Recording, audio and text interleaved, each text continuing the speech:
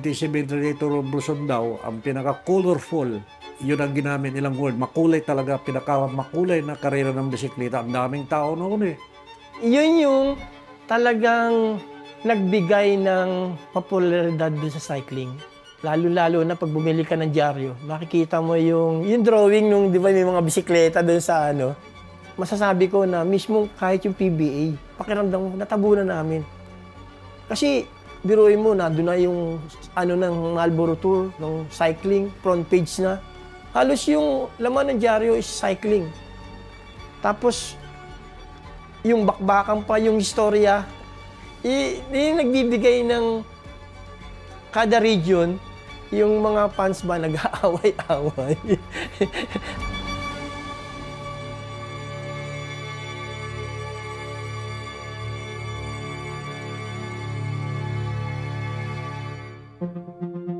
For over 3 decades, the Tour of Luzon served as the heartbeat of Philippine roads.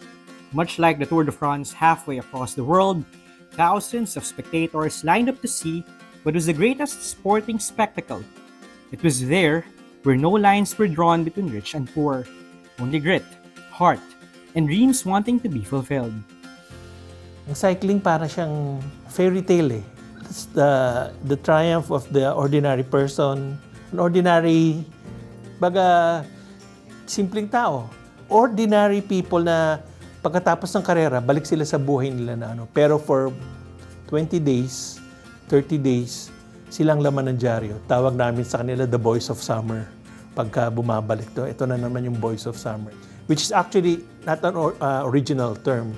The Boys of Summer is when baseball season starts in the US. Dito sa atin sa Pilipinas, during that time, the Boys of Summer yung mga cyclists ng Tour of Luzon. In those days, cyclists weren't just competitors. They were celebrities. They were the pride of their towns, their regions, their families. Men who became legends, even without fame's luxury. Nadagdagan ang kasikatan ko nung ako ay hinire ng Bicor Music Corporation na mag-record. Nadiskubre ako nung finish namin sa Agulon yun eh. Pinakanta ako ni Atty. Heroncio Lacuesta, yung organizer ng Tour of Luzon, dahil alam niya na kumakanta ako sa mga pistahan. More like yung popularity ng Tour de France during that period. Inabangan ng mga tao sa kalye. Basta may tour, siya ang bida. Tapos ang PBA, payag naman siya na second bida ka lang. And I think pati yung schedule ng PBA ina-adjust niya para wag lang siya sasabay. As cyclists pushed themselves across hundreds of kilometers, the roads told their own stories. Rough terrain, scorching sun, and rain-soaked trails, all part of the journey. Ang laro noon ng cycling, ng Marlboro Tour, survival. Tinatawag namin adventure. Kasi lahat ng klase ng kalsada, makinis, rough road, putikan, talagang parang laro ng mountain bike. Saka hindi lang mo masasabi na lakas. Kailangan may swerte ka din. Not only that, but cyclists also had to face other difficulties outside the peloton. Biruin mo, nag-start kami ng 6:30, tumapos ako alas 5 ata ng hapon. Diretso pa ako ng ospital. Dahil nag-LBM ako, dahil yung tubig nung apari noon. Yung pag-ano sa gripo, kulay brown. Kaya ang daming, doon, Lomotil. Kahit sa tindahan, pwede ka bumili ng Lomotil. Kami, salta lang kami doon. Oo, hindi namin alam. Wala naman kaming tubig, walang mineral noon eh. Walang sponsor na mineral. Kung doon ka kukuha sa gripo. Madalit sabi, pagtawid ko ng finish line, tiniretso na ako ng kapatid ko sa ospital. But beyond fatigue and hunger, there was a different kind of force behind the race. Regional pride. So inabangan ng mga tao.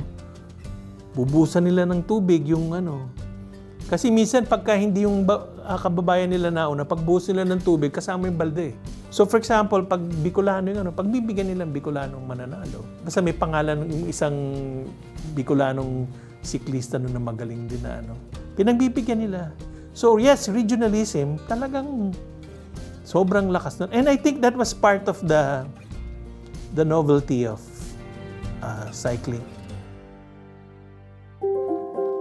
katatapos lang ng karera ng bisikleta sa Mapandan ngayong araw. Ang daming tao ang cycling sa Pangasinan. Gustong-gusto nila.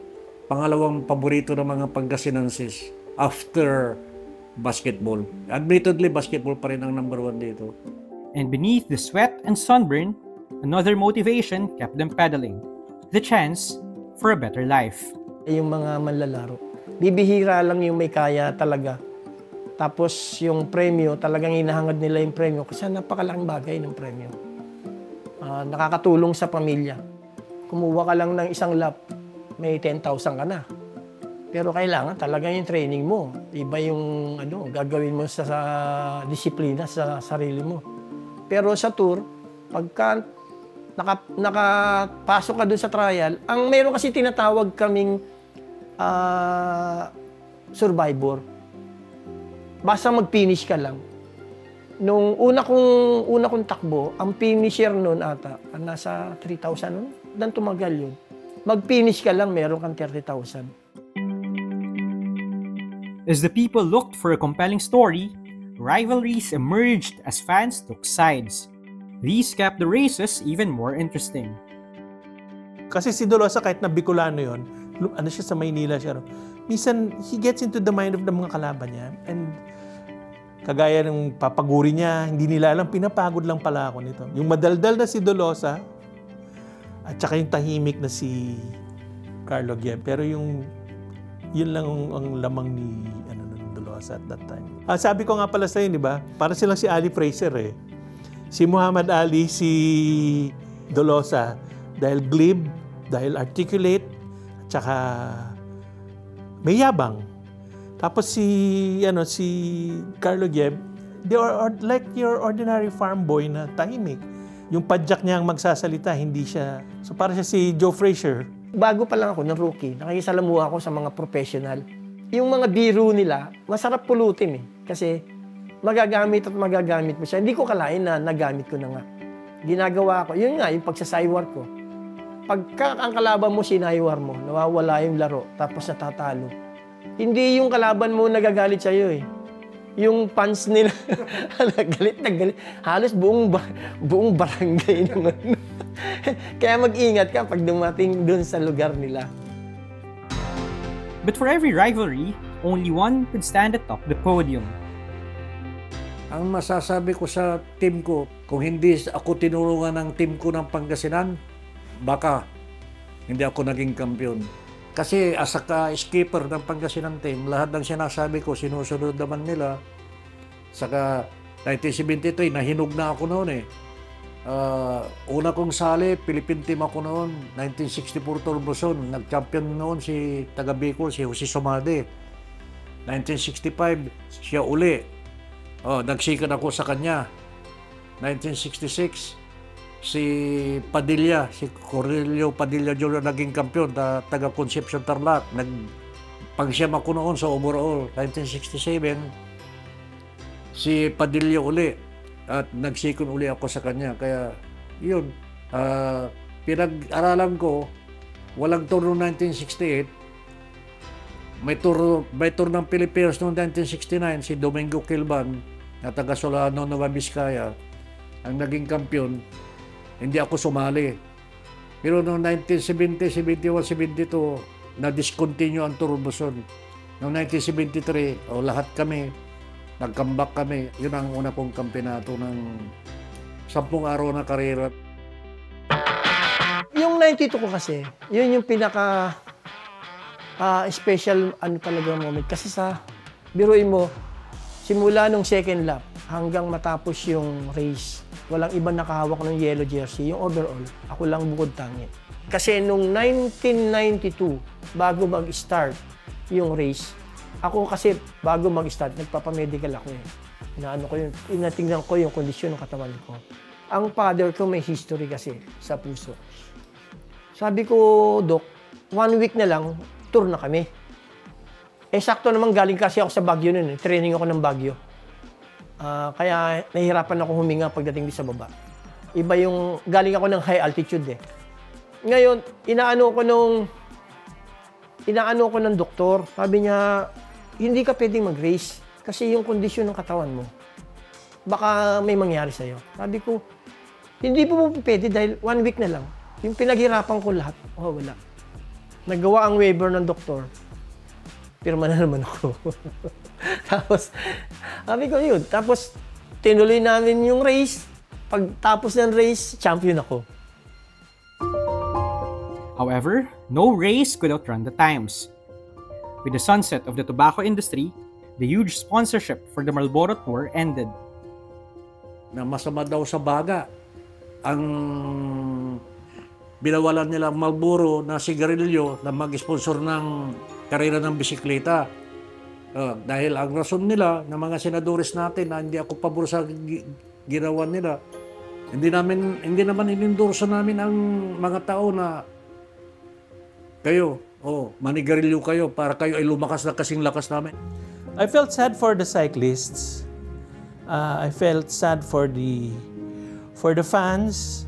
Si Victor Espiritu, sila Kirimit, Arnel Kirimit, yung Pangasinan. Those were the up-and-coming na cyclists na malalakas na they never had an opportunity to have a prestigious and big race na kung saan magaling sila talaga lang. Pero sumobrang laki yung karera na nung nawala yung original sponsor, parang hindi na mapantayin yung ganun. And it was bad for the sport and it was even mas masama for the athletes and the cyclists. The spirit of the tour never really died. Some cyclists became race directors. Some became mentors. And now, the dream lives on as the Tour of Luzon prepares to make its return. Matagal na namin gusto to. Way back, before COVID, yun na yung inaantay ng cycling community, ng buong bansa. I'm really mesmerized with all of the things that are happening, no? Kailan lang natin to pinag-usapan. And now we are here. Here we are, we're back on the road. Every summer, ito na, may inaabangan na. Kasi ang cycling community, we have yung weekend warriors. We have the hobbyist. Pero ang competitive cyclists, buong Pilipinas, ang dami niyan. Ang dami niyan. Thousands, hundreds of thousands. Now they look forward to something. Noon pa yan, paulit-ulit si MVP and say, I want to see a Filipino rider in the Tour de France. I've realized that the Philippine sports sector needs an enabler. So yun lang po ang role ko rito. Let's put this together because it is good for our country, it's good for Philippine sports. Nako, anong hirap buhay ng siklista, palaging nasa kalsada.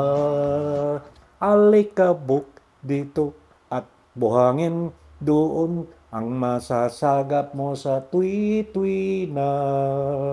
Ang init ng araw, lamig ng panahon, ang palaging madarama. O talagang ganyan, dapat na magtiis ka. Ito ang buhay siklista.